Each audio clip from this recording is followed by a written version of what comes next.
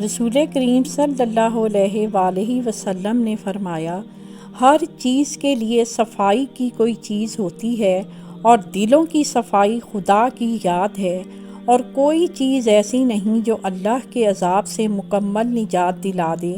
صحابہ نے عرض کیا کہ جہاد بھی اس کے مقابل نہیں؟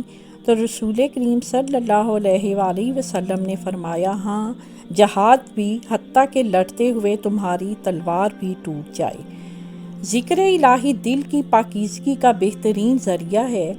گناہوں اور برائیوں سے انسان کا دل گندا ہوتا رہتا ہے، بلکہ دل پر گناہوں کی سیاہی کا غلاف چڑھتا رہتا ہے، حتیٰ کہ گناہوں کی کثرت سے دل سیاہی کے ایک لوتھڑے کے سوا کچھ نہیں رہتا، لیکن ذکر دل کی غلاظت کو صاف کرتا رہتا ہے۔